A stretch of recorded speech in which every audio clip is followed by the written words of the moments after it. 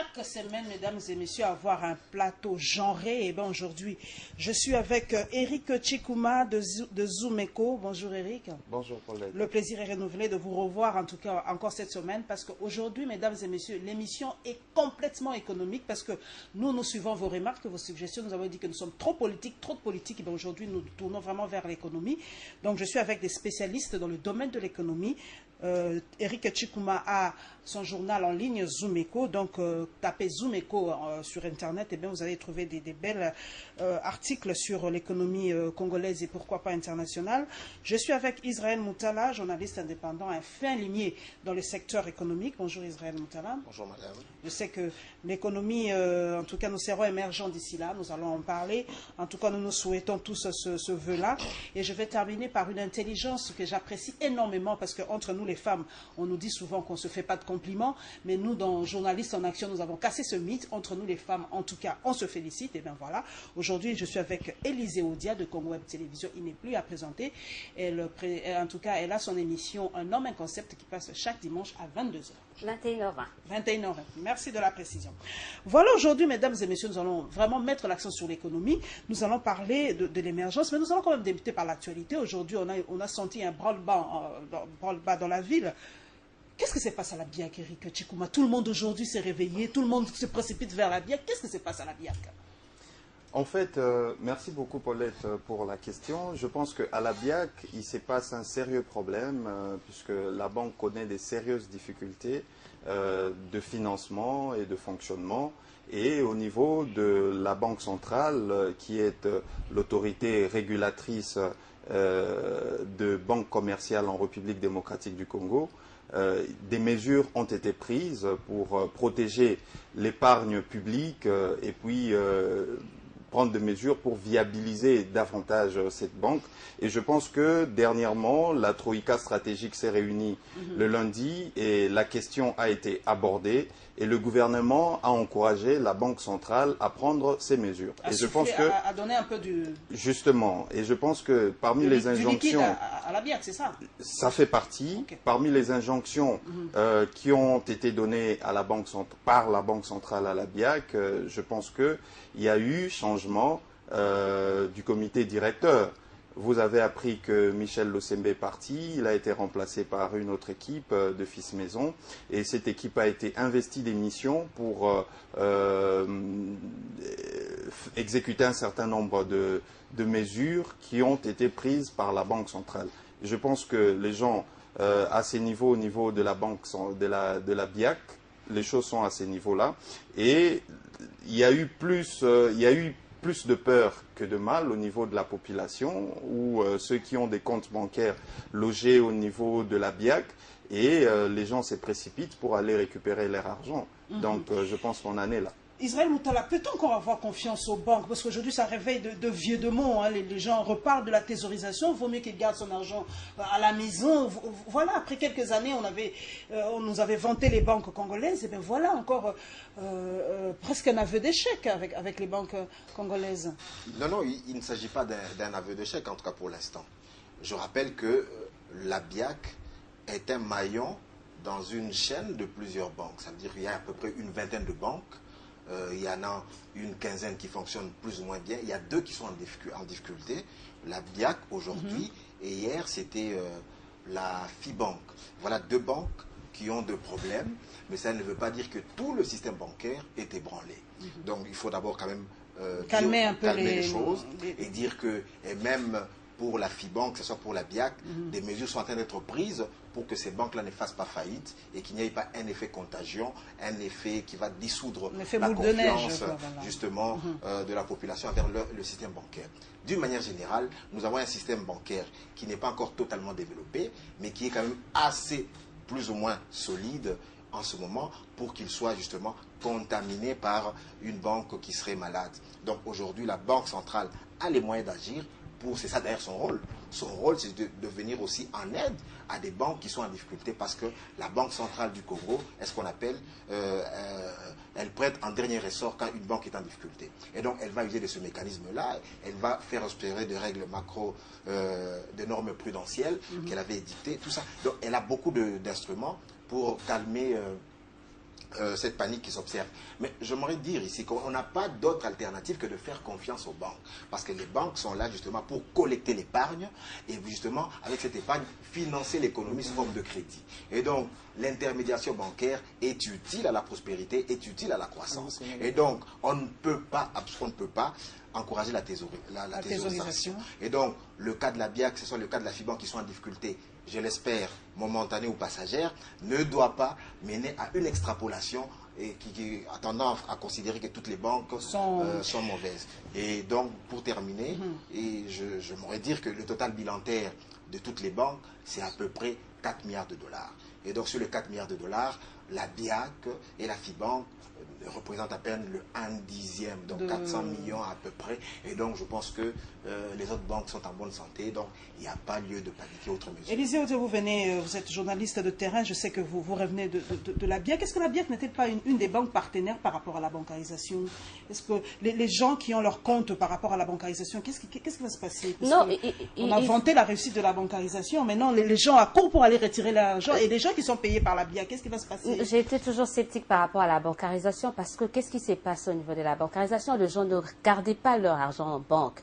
C'est-à-dire, il suffit qu'on arrive le 15 et qu'on sait que c'est le jour de la paye, tous les fonctionnaires retiraient. Ce qui fait que la plupart des gens qui sont bancarisés n'ont pas des... En fait, ils ont de comptes, mais où il n'y a rien dedans. Ils logent rien parce qu'il n'y a qu'à voir le 15 ou le 20, quand il y a paiement, la plupart des gens accourent pour essayer. Ils retirent tous. Dans la plupart des fonctionnaires, ils n'alimentent pas leur compte. Pas de ce côté. On a parlé des banques en tant qu'institution d'épargne, mais également des crédits. En épargne, on le voit, il y avait cette confiance, je crois, qui commençait à s'accroître au niveau des banques. La plupart des gens, surtout ceux qui ont étudié, ceux qui connaissent la valeur de garder l'argent en banque, commençaient quand même à épargner. Mais la grande partie, je crois, des Congolais restent encore sceptiques par rapport à ça. Ils n'épargnent pas. Il y a un autre problème, quand vous épargnez, la plupart des banques, ce ne sont pas de banques de crédit. Il n'y en a pas. Je parle sous réserve des confrères qui sont spécialistes en la matière. Nos banques ici n'octroient pas de crédit.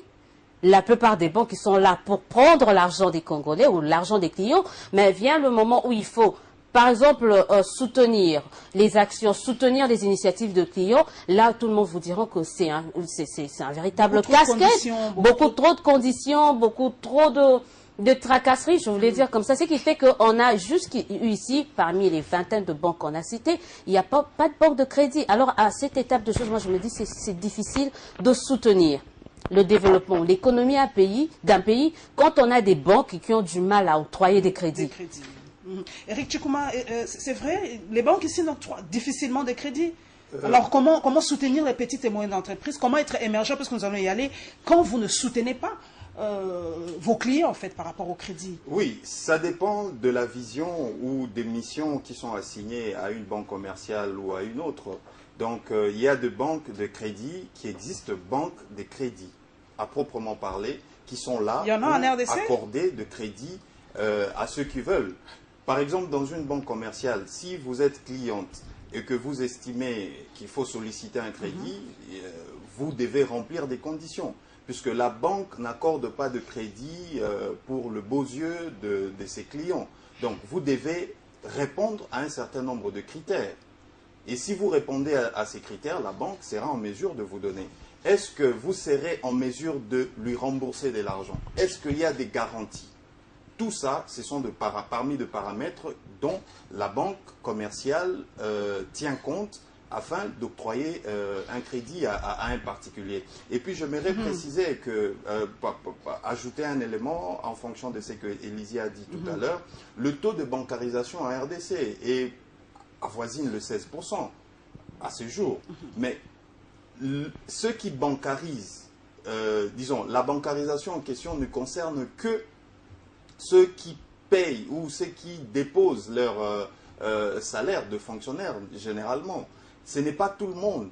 Alors, il y a lieu en ce moment d'encourager les gens à déposer leur argent, à alimenter ces circuits bancaires afin que ces circuits bancaires puissent alimenter l'économie nationale. C'est très important, comme l'a dit tout à l'heure.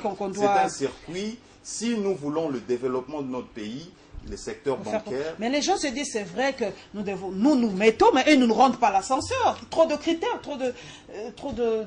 Les critères sont prudentiels. Non, sur cette question-là, je veux revenir sur cette question du taux.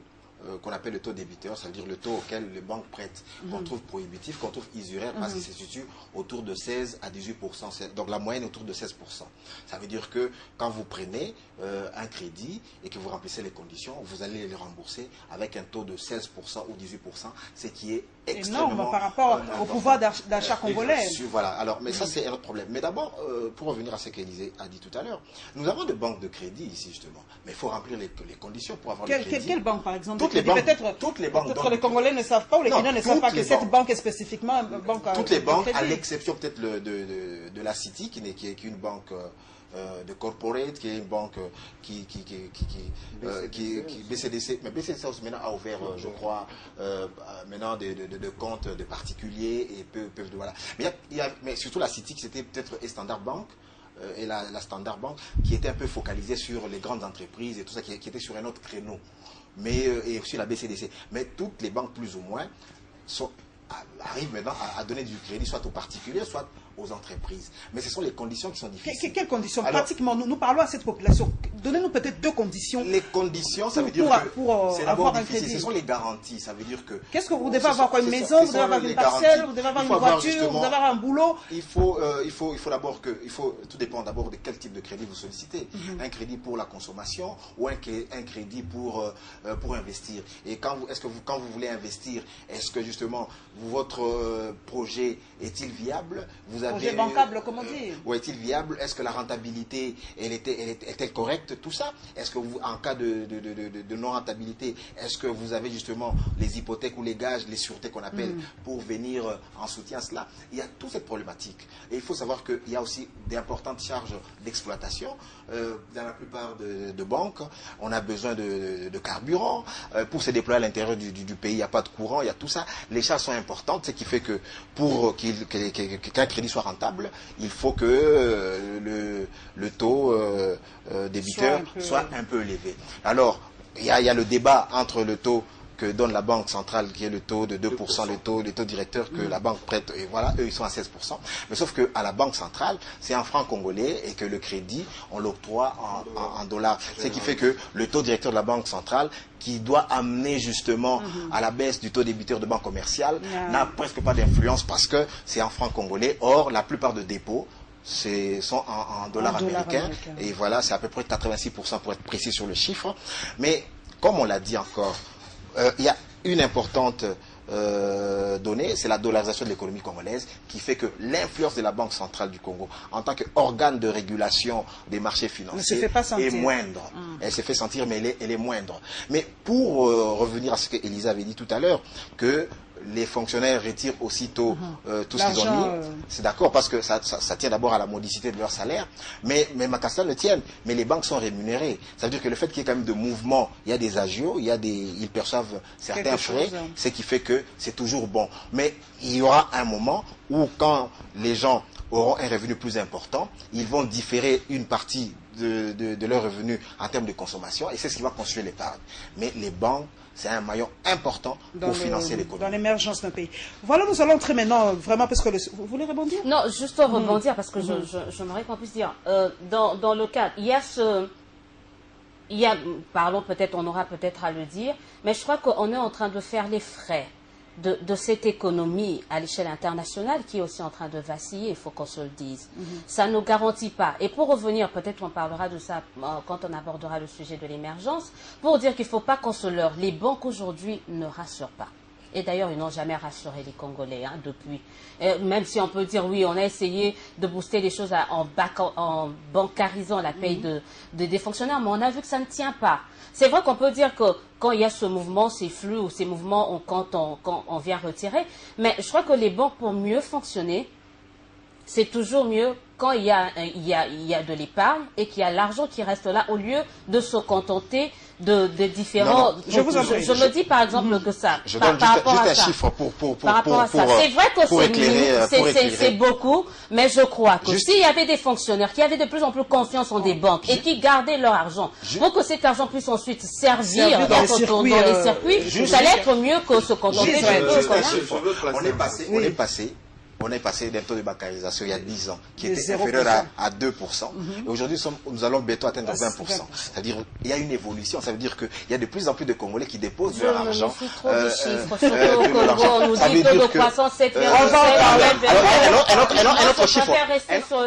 Un autre chiffre. Un autre chiffre important. Un autre chiffre important, c'est le total bilantaire des banques. Donc, à une époque, il était à moins de 1 milliard, à moins de 800 millions pour toutes les banques de la République démocratique du Congo.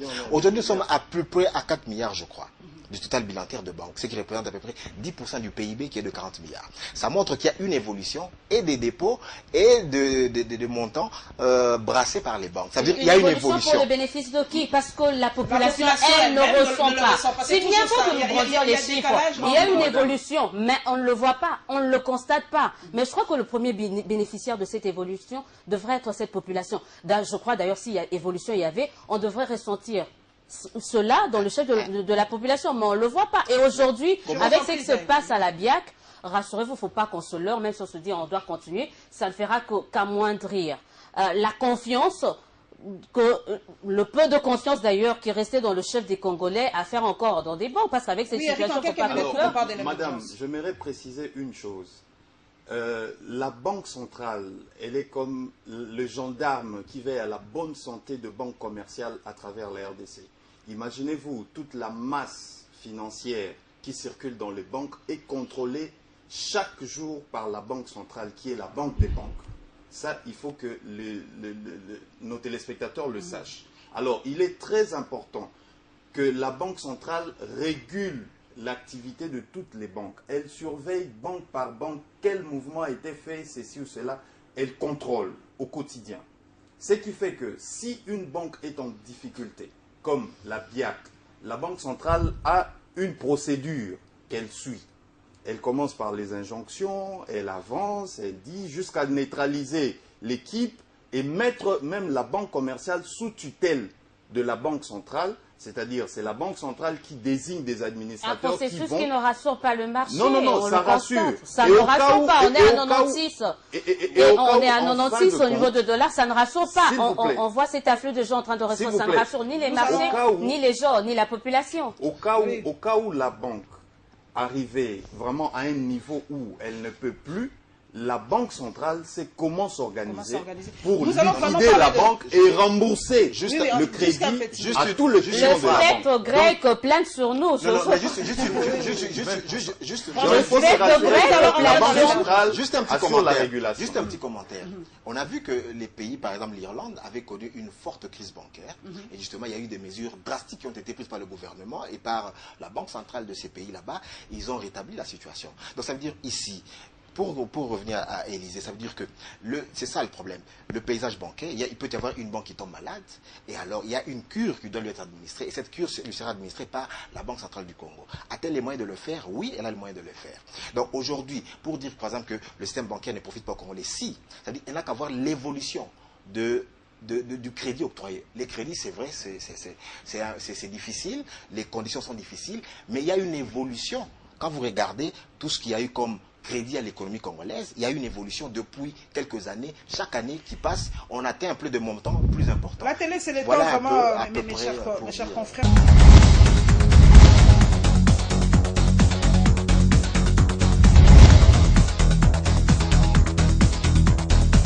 Nous allons parler de l'émergence, parce que le Forum des As nous dit ici, dans sa 11e tribune, l'ancien Premier ministre s'interroge à haute et intelligible voix. RDC, émergence à l'horizon 2030, illusion ou propagande. Nous allons commencer par la définition Israël Moutala du mot émergence. C'est vrai que ces derniers temps, les concepts, nous les Congolais, nous aimons les concepts. Aujourd'hui, c'est l'émergence. Tout le monde se réveille, c'est l'émergence. On nous publie des livres aujourd'hui de gauche à droite, l'émergence.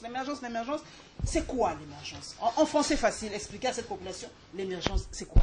En français facile, l'émergence, ça veut dire c'est un pays qui se rapproche d'un pays développé.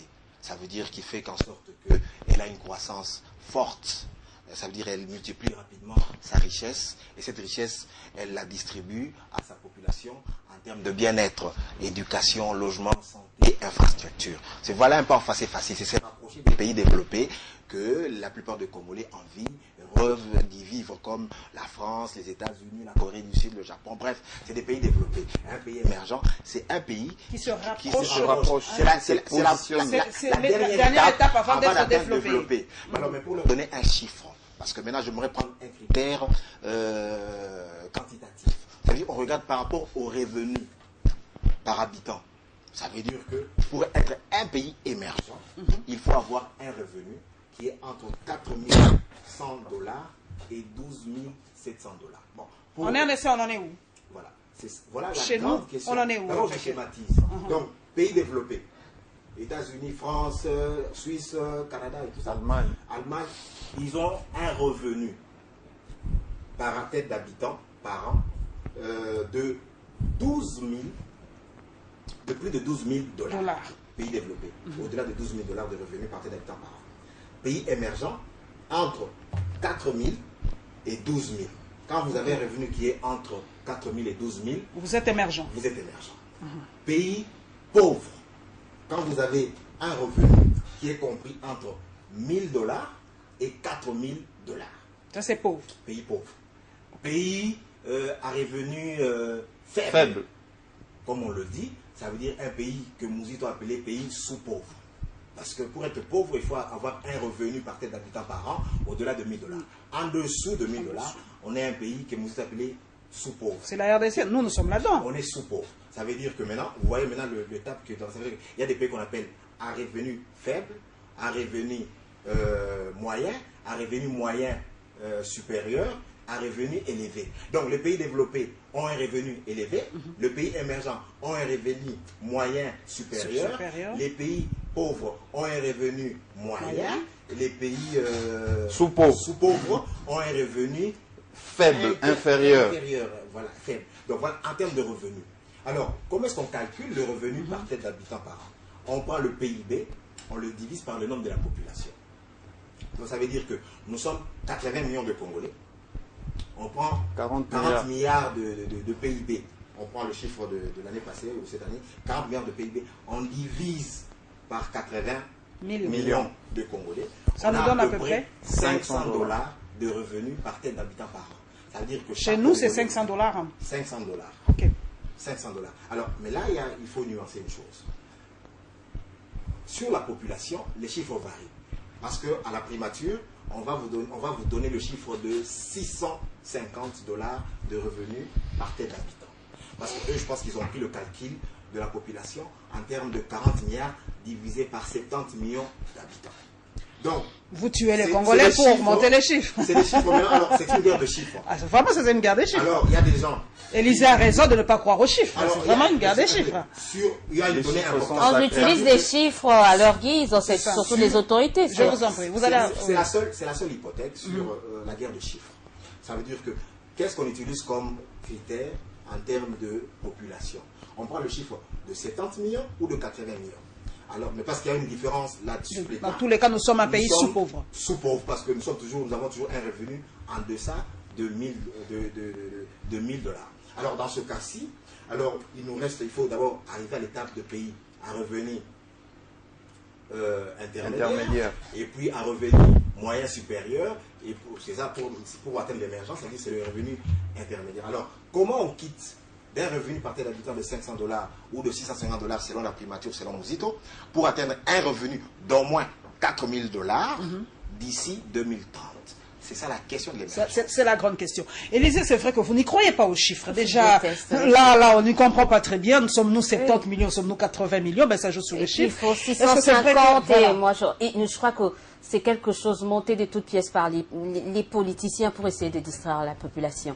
Mais je me dis, hormis ce côté économique, purement économique de l'émergence, moi, à mon avis, je pense qu'un pays émergent doit être stable également politiquement. La plupart des pays dont a fait allusion tout à l'heure Israël, vous allez vous rendre compte, c'est d'abord, premièrement et avant tout, des pays stables sur le plan politique. C'est vrai joue. que Les deux vont ça de joue. pair. On ne peut pas parler de l'émergence, à mon avis, si, politiquement parlant, il n'y a pas une stabilité.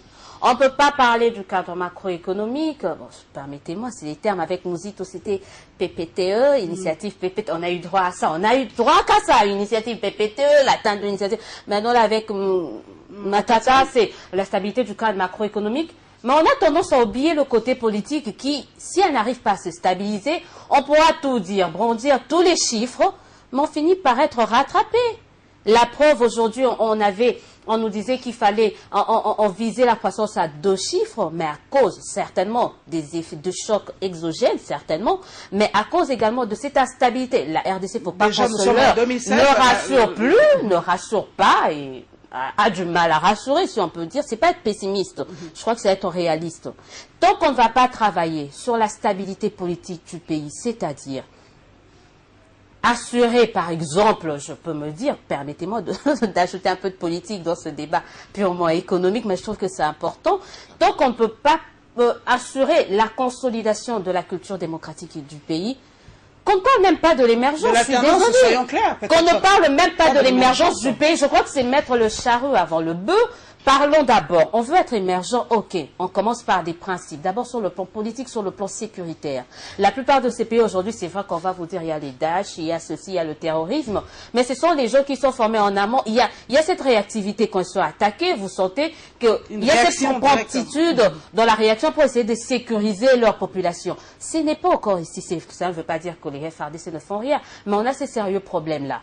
Donc, commençons d'abord par assurer la stabilité politique de notre pays, avant de nous engager à rêver sur l'émergence. Juste une phrase. Économiquement parlant, stabilité politique ne veut pas dire démocratie. Juste une nuance. Oui, on est d'accord. Il y a tout dedans. Mais je crois qu'il y a la démocratie dans la stabilité politique. Il y a l'alternance dans la stabilité politique. Il y a tout un tas de choses qu'on peut également ajouter. Non, je nuance pas, c'est-à-dire que en termes économiques, c'est-à-dire quand on dit un régime stable, ça veut dire quoi? C'est un régime dictatorial ou démocratique? Même un régime peut-être même fort, même dictatorial. Par exemple, on a vu qu'en Corée du Sud, c'était un régime stable, politiquement stable, mais qui a amené... Qui n'est pas démocratique. Il n'était pas démocratique en 90. Donc, le père de réformes qui a amené ça, c'était un régime fort, un peu dictatorial, mais qui a amené justement à l'essor économique. Donc politiquement, économiquement, Corée du Nord aussi. Non, voilà. Ils ne sont pas développés. Ils ne sont même pas développés. Eric Chikouba, je suivis, c'est un de mes journalistes vraiment de référence, c'est Alain Foucault. J'ai suivi son émission dimanche, débat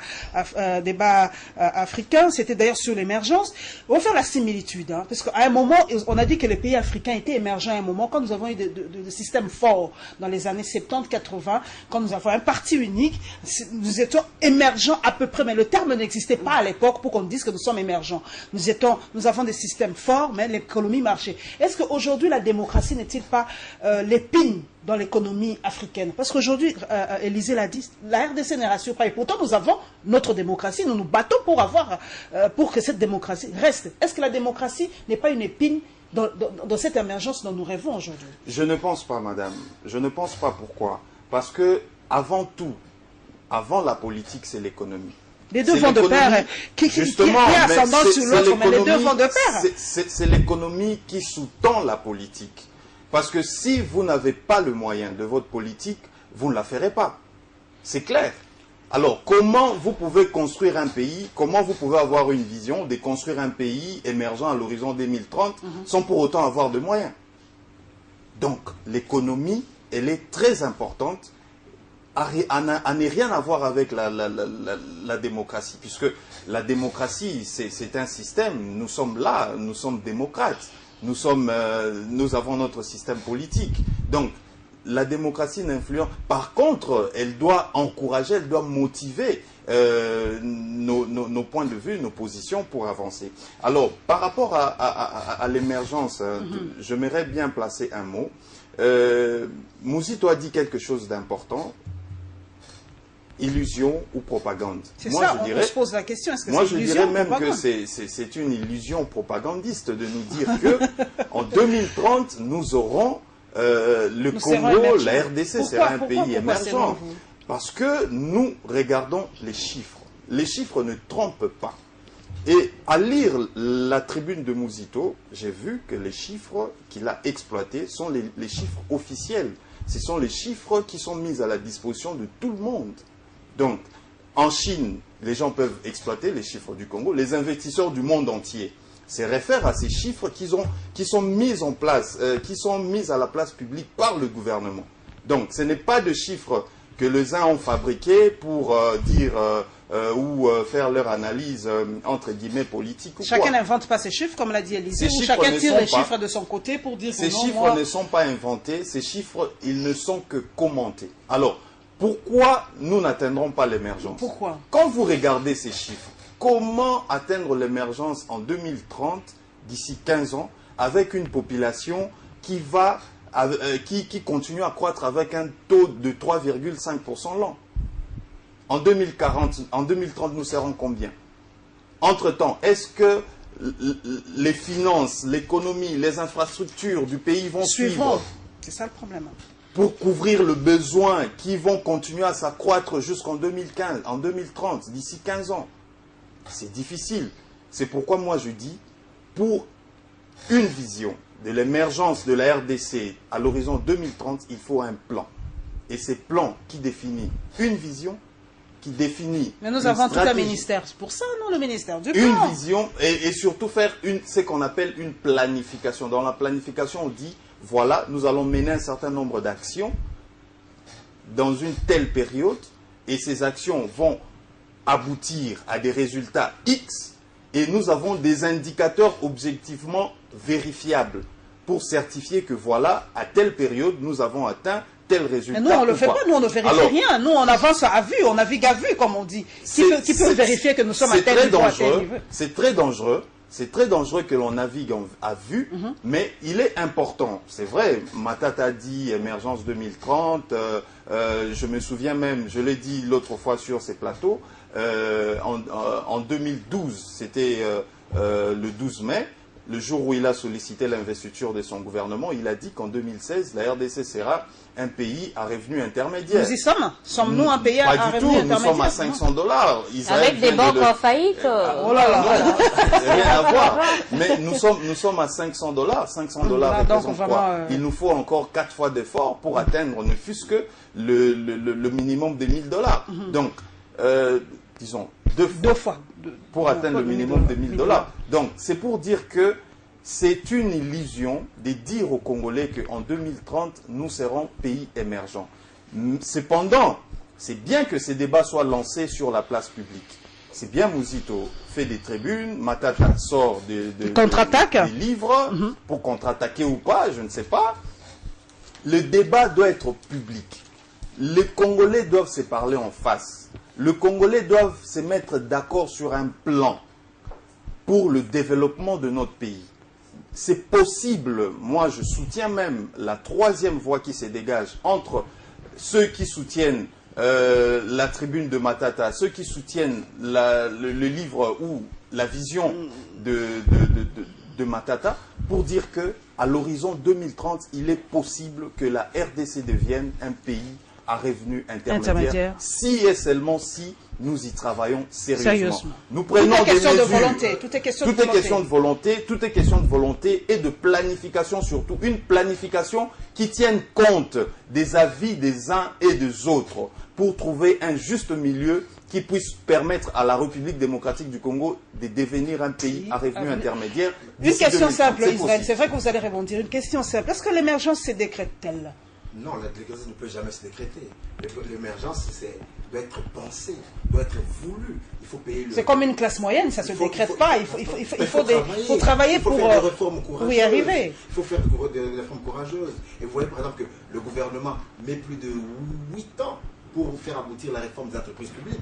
Les entreprises structurantes comme l'ONATRA, la SNCC... Et jusque-là, ça qui n'aboutit toujours pas. C'est des réformes qui n'aboutissent pas. Vous voyez par exemple la réforme du secteur des assurances qui peut faire gagner en une année $500 millions à la RDC. On tergiverse encore. L'ARCA n'a pas été mise en place, l'autorisation de régulation des assurances. Et tout ça, on tergiverse. Il y a les formes, il y a les forces inertielles qu'il faut briser. Et on brise avec quoi? Avec de la volonté politique, avec de la probité morale. Il faut une action énergique du gouvernement, une volonté farouche. Trop de corruption, c'est ça, La corruption ne va pas de pair avec l'émergence. Si la corruption ne va pas de pair avec l'émergence. Et donc tout ça, c'est des réformes importantes, courageuses qu'il faut mettre en place. Les infrastructures routières, les infrastructures ferroviaires. Il y a toutes ces réformes-là qui demandent beaucoup d'argent. Et donc il faut mobiliser tout ça. Mais je voudrais revenir sur la question de chiffres ici. C'est important. Parce que pour faire un bon débat, il faut que nous ayons les mêmes chiffres. Mais on n'a pas les mêmes chiffres. Qui dit vrai, qui dit faux? C'est ça le problème. Entre le Premier ministre Muzito, un homme extrêmement intelligent, rompu aux chiffres, il a avancé les chiffres.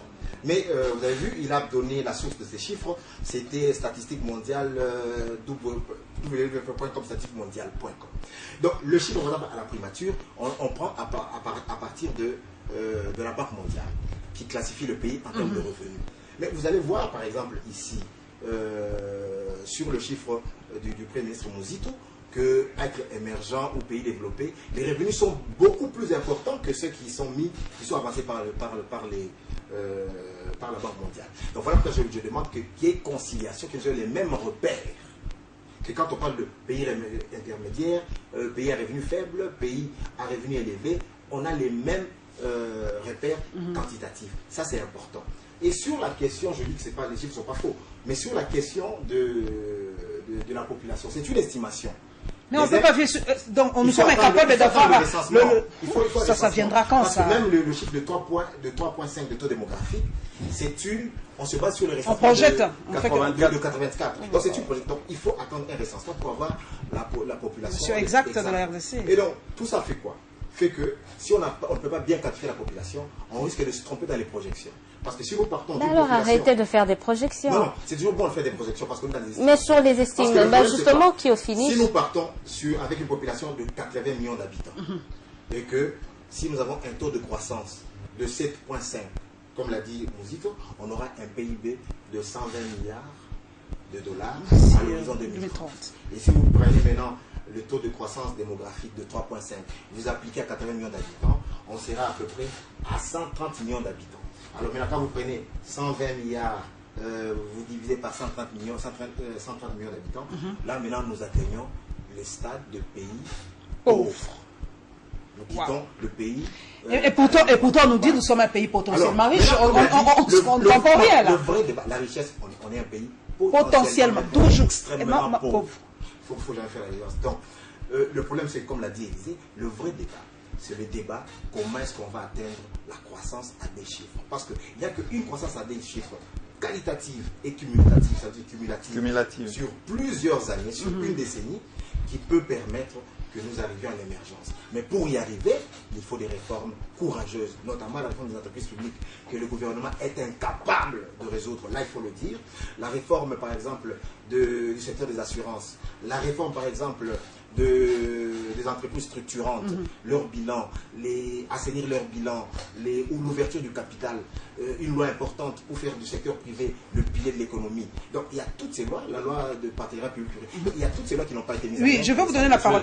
Élisée, la politisation même des concepts, c'est vrai que pourtant l'émergence c'est quelque chose de technique, hein, vraiment de technique, mais on a l'impression qu'aujourd'hui on politise cela, que chaque politique tire le mot émergence de son côté. Mais parce que c'est le politique qui doit donner l'impulsion. Je veux dire ça, comment utiliser le mot. C'est le politique. On parle tout à l'heure des réformes. Mais il faut qu'il y ait des réformateurs. Et ces réformateurs, ce sont qui? Ce sont les politiques. Voilà pourquoi je commençais par dire qu'il faudrait qu'on ait cette stabilité politique. Et qui doivent créer cette stabilité politique, si ce n'est ces politiques eux-mêmes, qui ensuite deviendront ceux qui doivent donner l'impulsion aux réformes pour qu'ensuite nous puissions atteindre cette émergence. Vous parliez tout à l'heure, moi je crois, de ce contraste qu'il y avait en 70 et tout. Moi je le dis, c'est-à-dire les pays africains étaient bénéficiaires au fait de la colonisation, de ce qui a été fait par les colons. Et malheureusement, mais justement, on n'a pas travaillé pour essayer de mieux faire les choses ou pour essayer de poursuivre ce que l'homme blanc avait fait. on n'a pas tenu compte des différents paramètres. Ce qui fait qu'aujourd'hui, un pays... L'Afrique a toujours ce problème avec la relève. On ne forme pas la relève. Il y a toujours ça. On croit que la situation qu'on vit aujourd'hui va perdurer. On ne voit pas. C'est vrai que moi, je suis d'accord également quand on dit qu'il faut toujours prévoir. C'est quelque chose, mais c'est ce qui manque cruellement ici. C'est vrai qu'il y a maintenant un débat où il y a cette estimation, ces prévisions, même si c'est fait sur base des chiffres assez controversés, c'est bien, mais en même temps, c'est quand même assez paradoxal de faire des prévisions sur des chiffres controversés qui, au finish, aboutissent à des résultats qui en soi sont controversés, paradoxal, c'est un peu compliqué. Mais c'est que je dis, la formation également, pour beaucoup, on a vu au Zimbabwe ce qui est arrivé quand on a essayé d'exproprier la réforme agraire. Aujourd'hui, ils essaient tant mieux que mal de retourner. C'est parce qu'on n'a pas su capitaliser. C'est que, faut pas qu'on se leurre, c'est que l'homme blanc est arrivé à investir chez l'homme blanc. C'est-à-dire, jusque-là, on bénéficiait des acquis, mais on ne pensait pas à l'avenir. Est-ce qu'on allait avoir, on n'allait pas rester 10 millions d'habitants en 70? Il fallait penser peut-être on allait arriver à 70 millions d'habitants, commencer à envisager d'autres probabilités. Et je crois que c'est ça qui manquait quand même aux petits. Donc je reste persuadé qu'il faut des réformateurs. Dans le livre du Premier ministre Matata Ponyo, moi ça me fait rire, il parle de réforme, mais je me dis, il est 5 ans, ça fait 5 ans qu'il est là. Et il nous parle de réforme, mais il était censé impulser ses réformes. Il nous parle de réforme, mais c'est lui. Il est à la fois technique, mais oui, il peut pas nous brandir. Il ne peut pas nous brandir un livre avec un tas de réformes et nous dire qu'il n'a pas été à même d'exécuter ou d'entamer ces réformes. Mais on se dit, donne-toi d'abord cette leçon. Je trouve que c'est quand même assez aberrant de se retrouver dans... Et surtout qu'on savait, je crois qu'il aurait mieux fait carrément de ne pas publier ces livres parce qu'on avait déjà un autre livre du président de la République. Et moi, je le dis, c'est ça aussi. On a tellement de chiffres.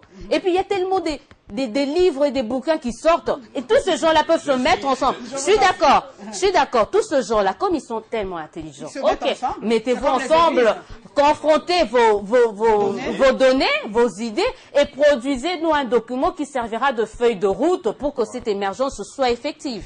Oui, ça me pose la question que j'ai toujours d'ailleurs posée à mes interlocuteurs. Est-ce que le noir n'est pas capable de diriger un pays? Parce qu'on le voit. Élisée Odi a parlé des acquis de la colonisation. On a été incapable de relever ou de faire prospérer les acquis de la colonisation. Et la question même se pose, est-ce que ne doit-on pas être recolonisé calmement? Parce que nous avons échoué 55 ans après. Regardez. Je tiens à ma liberté. Si on revoyait le Congo de 1960 et la RDC d'aujourd'hui, Eric Tchikouma, Israël Moutala, Élisée Odia, franchement, avons-nous progressé ou avons-nous régressé? Nous ne devons même plus penser à la recolonisation. Même plus en parler, madame, je crois. C'est un débat d'école aujourd'hui, on se pose la question. C'est vrai que nous avons régressé, mais l'homme blanc qui a investi en République démocratique du Congo a récupéré tout son investissement. Il lui a fallu du temps. Et nous, en tant que Congolais, en tant que peuple, nous n'avons jamais créé, dire jamais peut-être c'est trop fort, mais nous n'avons pas fourni suffisamment d'efforts pour créer la richesse, pour investir dans la création de la richesse. C'est ça le problème. C'est à peine que nous avons commencé avec, je pense, depuis 2001, 2003, la transition, que nous avons commencé à faire quelque chose, puisqu'il faut reconnaître les acquis du gouvernement des transitions. À partir de là, si vous regardez même les chiffres, les graphiques vont vous démontrer que c'est à partir de 2001-2003 que les choses ont commencé à avancer dans ce pays. Oui, alors qu'on était retombé jusqu'à point zéro, même en deçà de zéro. Vous voyez, donc il y a des efforts qui sont fournis et ces efforts doivent être consolidés dans le temps. Voilà, nous sommes très vraiment... Mais maintenant, on nous signale que le temps... Ah, voilà la télé. Quelques mots, vraiment pour cette seconde. Voilà, j'aimerais ajouter quelque chose par rapport à ce qu'Élisée a dit tout à l'heure.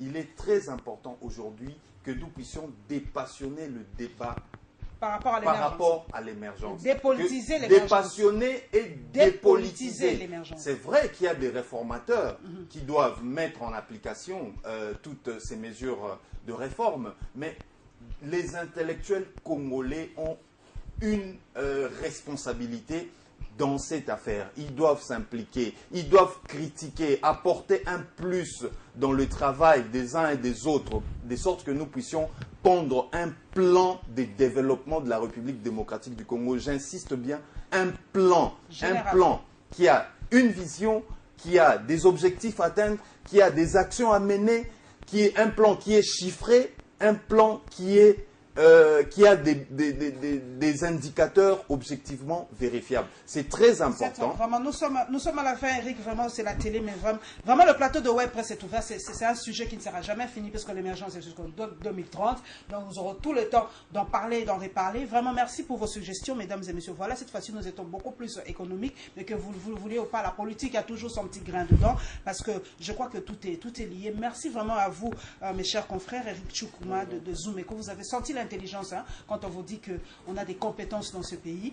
En tout cas, merci à Journalistes en Action d'avoir décelé ces intelligences. Merci à Israël Moutala, journaliste indépendant, qui nous a parlé des chiffres, hein, parce que c'est vrai que des fois, nous les Noirs, on a un peu peur de chiffres, mais nous devons, comme l'a dit Eric Tchoukouma, que les intelligences se mettent ensemble, confrontent les chiffres et créons un plan unique. Même, c'est ce qu'on demande même à l'opposition, d'avoir un candidat unique pour l'élection. Merci à Élisée Odia, de Journalistes en Action, et de Congo Web Télévision, une fine intelligence que moi je dis que j'apprécie énormément. Vous l'avez découvert. En tout cas, elle s'est confrontée aux hommes, elle a posé, elle a démontré ses points de vue. Merci à vous, mesdames et messieurs, pour votre fidélité à cette émission Web Presse. Et nous nous retrouverons vraiment avec le même plaisir la semaine prochaine, évidemment, avec d'autres sujets forts de l'actualité. Merci.